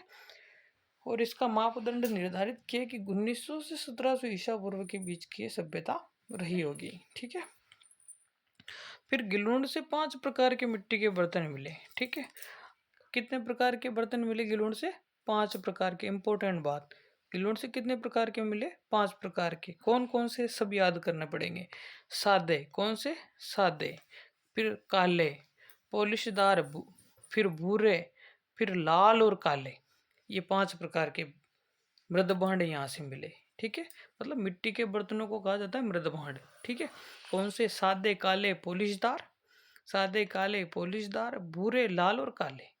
भूरे, लाल और काले, लाल और काले एक ही प्रकार का है, ठीक है। अपन ने इससे पहले देखा था कि लाल और काले बर्तन कहाँ से मिले? वो आहड़ में मिले। लाल बर्तन जिन पर सफेद और काले रंग की चित्रकारी कालीबंगा से मिले। जबकि 5 प्रकार के मिट्टी के बर्तन गिलोंड, कौन से? सादे, काले, पॉलिशदार, सादे, काले, पॉलिशदार, भूरे, लाल और काले, ठीक है। फिर खिलौनों में, अब इधर मिट्टी के खिलौने, अब जब बर्तन ही 5-5 प्रकार के तो खिलौने मिट्टी के मिलेंगे। पत्थर की गोलियां, है ना, कहे की गोलियां? पत्थर की गोलियां, मतलब गिलूंड तो पत्थर की गोलियां, है ना।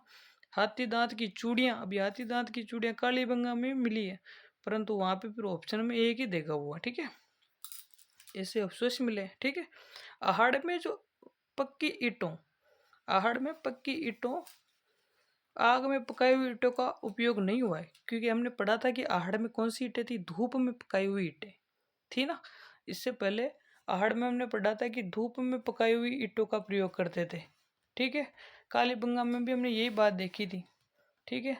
कालीबंगा में भी हमने यही बात देखी थी कि धूप में पकाई हुई ईंटों का प्रयोग करते थे।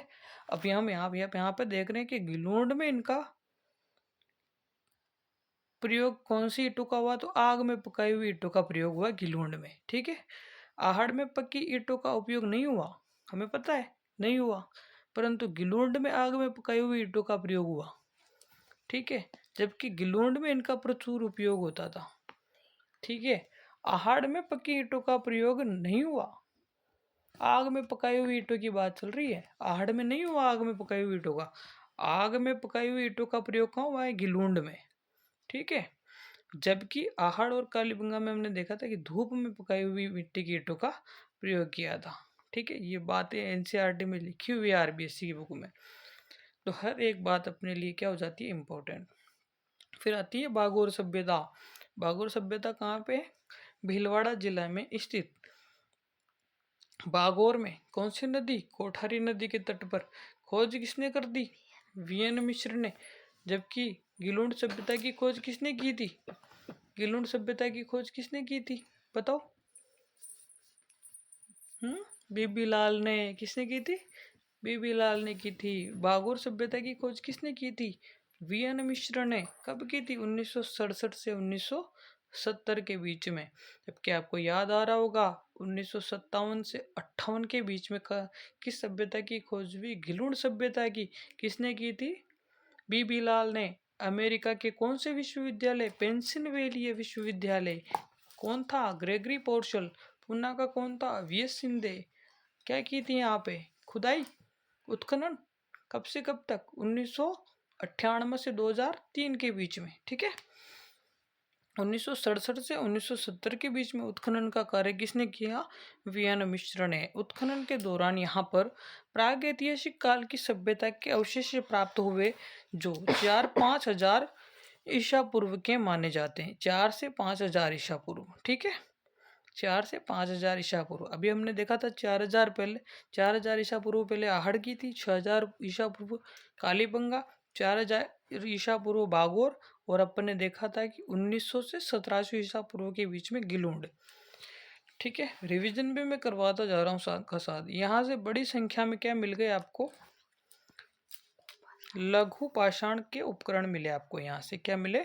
लघु पाषाण के उपकरण मिल गए, ठीक है। जो कि इस सभ्यता में क्या थे, निवासियों के आखेटक होने को प्रमाणित करते हैं। ठीक है, कौन से उपकरण मिले, लघु पाषाण मतलब वो माइक्रोलिप पाषाण वाले उपकरण यहाँ से मिले बागोर से आपको। ठीक है, उपकरण मिले तो मतलब उपकरण कब मिलेंगे लघु पाषाण के, कि यहाँ के लोग क्या रहे होंगे, शिकारी रहे होंगे, आखेटक रहे होंगे। ठीक है, बागोर से तांबे के उपकरण प्राप्त हुए, जिनमें से मुख्यतः ये क्वेश्चन आता है कि छेद वाली सुई महत्वपूर्ण है। कहाँ से मिली थी छेद वाली सुई? छेद वाली सुई कहाँ से मिली थी? बागोर से। यहाँ से कृषि एवं पशुपालन के प्राचीनतम साक्ष्य प्राप्त होते हैं। बागोर मध्य पाषाण कालीन सभ्यता का स्थल और लघु पाषाण कालीन सभ्यता का प्रमुख केंद्र था। बागोर क्या था? मध्यकालीन पाषाण कालीन सभ्यता तो जो थी उसका तो क्या था? स्थल था, और लघु पाषाण कालीन उपकरणों का क्या था? केंद्र था। ठीक है, तो ये हमें पता ही है। लघु पाषाण कालीन मतलब माइक्रोलिथ युग कहाँ था? मध्य पाषाण कालीन में। तो बागोर विशेष रूप से यहाँ पे काम में लिया जाता। यहाँ पे एक ऐसी सुई मिली जिसमें एक छेद था, इसमें धागा पिरो के सिलाई बुनाई करते रहे होंगे ऐसे लोग कुछ, है ना। और यहाँ पर ये लघु पाषाण की चीजें मिली तो यानी कि आखेटक लोग रहे होंगे यहाँ पे, है ना। किसने की थी खोज? वीएन मिश्र ने। कब की थी? कब की थी इसकी खोज? 1967 से 70 के बीच में की थी, है ना। लगभग 4-1 हजार साल 4-5 हजार साल पुरानी सभ्यता रही होगी। बस आगे पढ़ते हैं हम। गणेश्वर सभ्यता। गणेश देखो, सभ्यता सभ्यता इस क्लास में पूरी करेंगे, फिर इसके बाद में अगली क्लास में हम लोग जो बात करेंगे आगे जो भी आएंगे जनपद वगैरह, उत्पत्ति वगैरह, राजपूत काल। तो अगर आपको क्लास अच्छे लगे तो पहले मुझे इसके नीचे कमेंट करके बताना कि सर आगे की क्लासेस जो है कंटिन्यू रखी जाए, अच्छे लगी है, चीज़ें समझ में आ रही है। ठीक है, तो फिर हम लोग इसको रेगुलर कर देंगे क्लास को। गणेश्वर सभ्यता निमका थाना सीकर कांतली नदी के उद्गम पर स्थित ताम्रयुगीन संस्कृति का महत्वपूर्ण स्थल रहा है। कौन सी सभ्यता? गणेश्वर सभ्यता कहाँ पे? निमका थाना सीकर में। कौन सी नदी के किनारे? कांतली नदी के किनारे। कौन सी सभ्यता? ताम्रयुगीन। किसके निर्देशन में हुआ उत्खनन? तो गणेश्वर सभ्यता का उत्खनन हुआ आरसी अग्रवाल। आरसी अग्रवाल हम 2-3 बार पढ़ चुके हैं। ठीक है, आरसी अग्रवाल किसके निर्देशन में उत्खनन से संबंधित है? तो ठीक है, आरसी अग्रवाल के निर्देशन में इसका उत्खनन हुआ गणेश्वर सभ्यता का, और यहाँ पर 2800 ईसा पूर्व की सभ्यता के अवशेष मिले हैं। ठीक है, तो यहाँ पर 2800 साल की जो पुराने अवशेष यहाँ पर देखने को मिलते हैं। गणेश्वर से अत्यधिक मात्रा में तांबे के उपकरण मिले, आयुध मिले, और जो इस ताम्रकालीन सभ्यताओं में प्राचीनतम सबसे होने का सिद्ध करते। मतलब यहाँ पे इतने तांबे के उपकरण मिले, इतने मतलब हथियार मिले जो इसे ताम्रकालीन सभ्यताओं में प्राचीनतम सिद्ध करती थी। ठीक है, सबसे ज़्यादा तांबे के उपकरणों एवं पात्रों में यहाँ पे जो तांबे के पात्र मिले उसमें 99% तांबा मिला है, मतलब सबसे शुद्ध तांबा मिला है यहाँ पे। इसीलिए इसे क्या कहा जाता है? ताम्र सभ्यता की जननी भी इसे कहा जाता है। ठीक है, जबकि ताम्रवती के नाम से कौन सी थी अभी अपन ने पढ़ा था? आहड़, है ना। जो इस क्षेत्र में तांबे की प्रचुर प्राप्ति के प्रमाण है। यहाँ से जो मिट्टी के बर्तन हमें प्राप्त हुए उन्हें कहते हैं हम कपीश वर्णी मृद पात्र। कौन से पात्र कहते हैं? कपीश वर्णी मृद पात्र। जबकि 5 प्रकार के मिट्टी के पात्र किस सभ्यता से प्राप्त हुए थे? गिलूंड से। लाल और काले आहड़ से। जबकि लाल बर्तनों पर काले और सफेद ज्यामिति कालीबंगा। और कपिश वर्णी मृद पात्र पूछे तो गणेश्वर सभ्यता। मतलब यह बर्तन लाल और नीले रंग से सजाए, सॉरी काले और नीले रंग से सजाए जाते थे। गणेश्वर में कौन से रंगों का प्रयोग करते थे बर्तनों में? काले और नीले का। जबकि लाल और काले का आहड़ में। 5 प्रकार के कौन से? सादे, काले, पोलिशदार, भूरे, लाल और काले। कहाँ पे? गिलोंड में। गणेश्वर भारत की ताम्र सभ्यताओं की जननी माना जाता है इसको। क्यों? क्योंकि यहाँ से तांबा, हड़प्पा और मोहनजोदड़ो जैसी सभ्यताओं में भेजा जाता था। ठीक है, कहाँ कहाँ भेजा जाता था? मोहनजोदड़ो, हड़प्पा जैसी सभ्यताओं में भी तांबा कहाँ से जाता था? गणेश्वर से। क्यों? क्योंकि यहाँ पे 99% शुद्ध तांबा मिलता था, है ना। ठीक है, और यहाँ पे 2800 ईसा पूर्व के जो अवशेष मिले, कपिश वर्णी सभ्यता इसे कहा गया। क्यों? ब्लू और ब्लैक कलर के कारण। ठीक है, आरसी अग्रवाल के निर्देशन में यहाँ पे उत्खनन हुआ। ये बहुत सारी चीजें इसको बेहतर बनाती है अपने आप में, है ना। आगे हम कुछ सभ्यताओं की और बात करेंगे। ठीक है, तो ये भी इम्पोर्टेंट है। तो इसको भी हम नहीं छोड़ने वाले, एक एक लाइन इंपॉर्टेंट है ना। ठीक है, अब हम देखते हैं इसमें भीनमाल जालोर की जो सभ्यता एक महत्वपूर्ण सभ्यता है, जिसका उत्खनन किसने किया था? आरसी अग्रवाल ने किया था। किसने किया था? आरसी अग्रवाल ने भीनमाल जालोर की जो इम्पोर्टेंट सभ्यता है उसका उत्खनन किसने किया था? किसने किया था उसका उत्खनन? आरसी अग्रवाल। अभी आरसी अग्रवाल का बहुत नाम चला।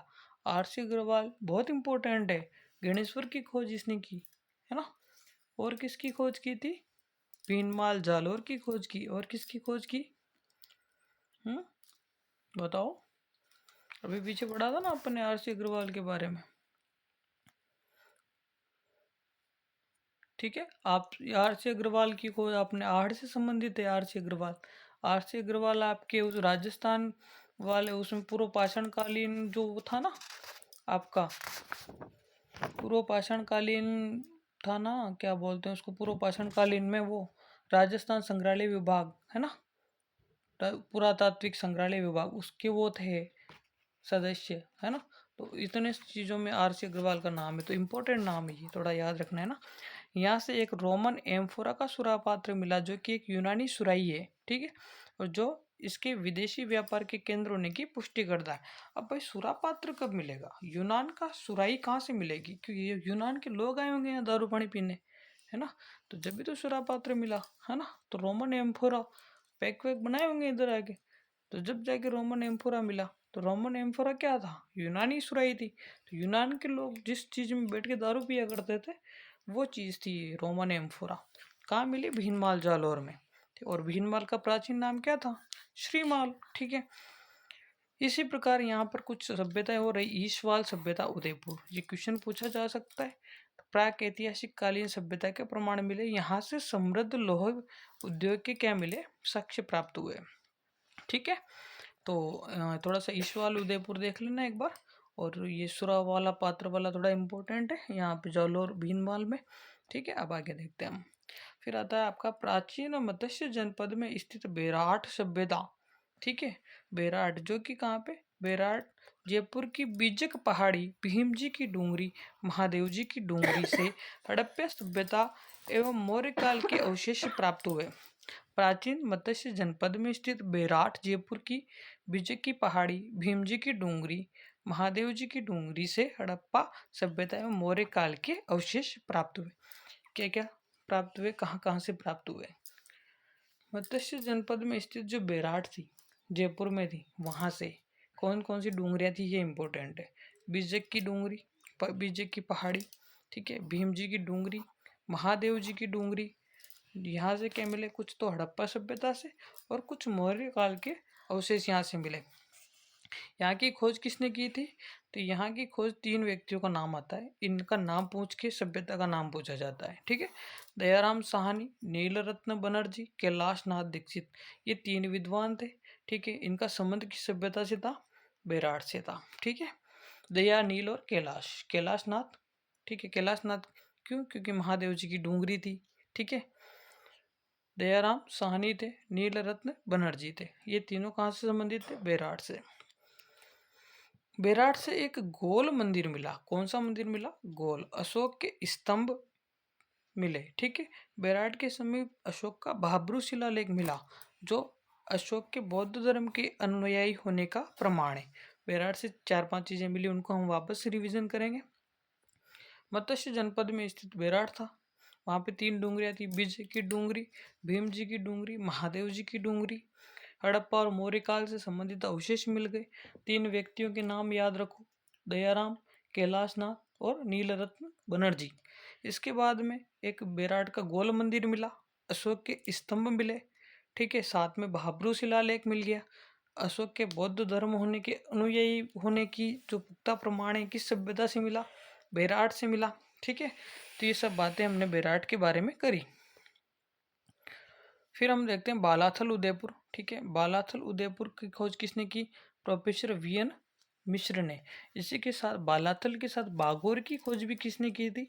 वीएन मिश्र ने 1967 से 1970 के मध्य, अभी हमने पढ़ा पीछे, ठीक है।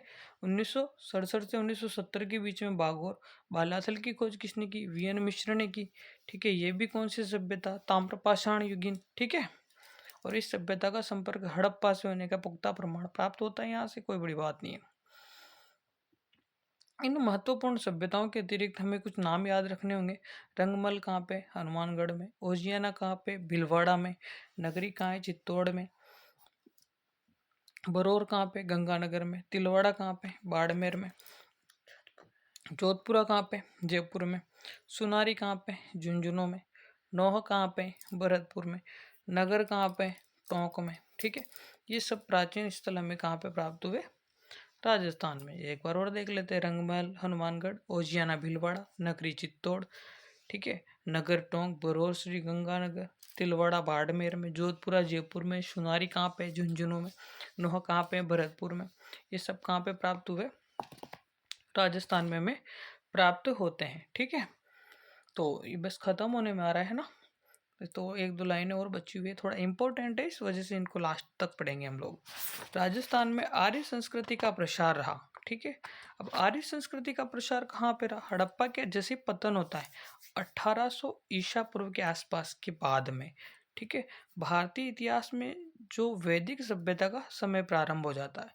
क्वेश्चन पूछा जा सकता है कि हड़प्पा सभ्यता के बाद में उसका पतन जब हुआ 1800 ईसा पूर्व के आसपास के बाद में, भारतीय इतिहास में कौन सी सभ्यता का आरंभ होता है? तो वैदिक सभ्यता का। इस सभ्यता के बारे में जानने के लिए प्रमुख स्रोत कौन से रहे होंगे? तो वैदिक सभ्यता के बारे में जानकारी कौन देगा? वेद देंगे। तो चारों वेद, ऋग्वेद, यजुर्वेद, सामवेद, अर्थवेद, इसलिए इस सभ्यता को क्या कहा गया? वैदिक सभ्यता। इंपॉर्टेंट बात यह है कि वैदिक सभ्यता से संबंधित राजस्थान में कौन कौन से स्थान मिले, यहाँ पे राजस्थान के किस किस स्थानों में ये सभ्यता देखने को मिली। तो आपका एक तो अनूपगढ़, एक तरखान वाला डेरा और चक चौसठ, ये तीन स्थान यहाँ पे याद रखने हैं। अनूपगढ़, तरखान वाला डेरा, चक चौसठ। अनूपगढ़, तरखान वाला डेरा, चक चौसठ किससे संबंधित है? वैदिक सभ्यता से। ये एक लाइन इंपॉर्टेंट है इसमें, ठीक है।